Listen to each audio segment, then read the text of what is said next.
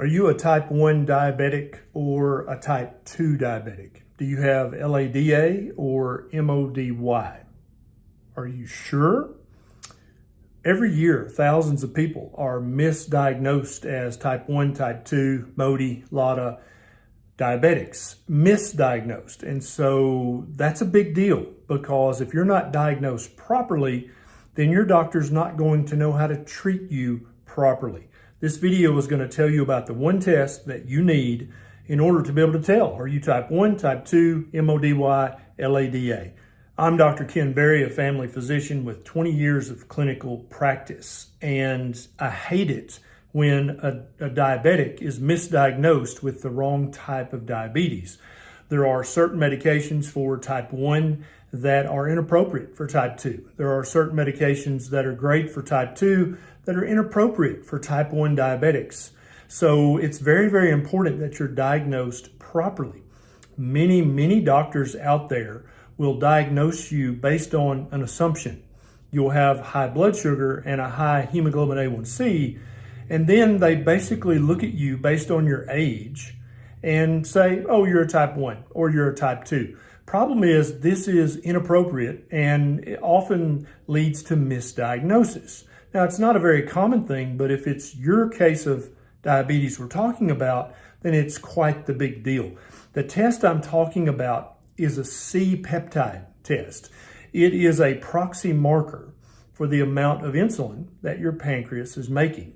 And if your pancreas is not making any insulin whatsoever, then you're a type 1 diabetic or an MODY or an LADA. And I'm going to put links to the different types. So in case you're not sure which kind you have or what the different types are, you can do a few minutes of reading and you'll know exactly what they are.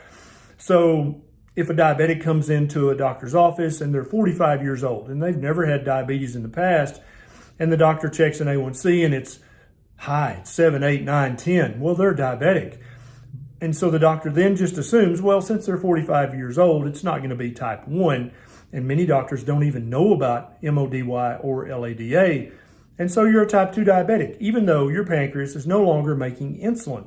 They can put you on every pill and injection for type 2 diabetes out there, and until they start you on insulin, your diabetes is going to be out of control. And the reason that's such a big deal is that anytime your blood sugar is even a little bit high, you're doing permanent damage to all the tiny arteries in your body, the arteries in your eye, in your heart, your brain, your toes, other body parts that you'd like to keep working.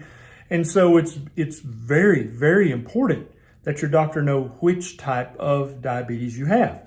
If you have type 2 diabetes and you truly have type 2, then that's completely reversible. Type 1, however, is currently not reversible, and you'll need some amount of insulin depending on how many carbohydrates you eat in order to keep your diabetes, keep your blood sugar under control.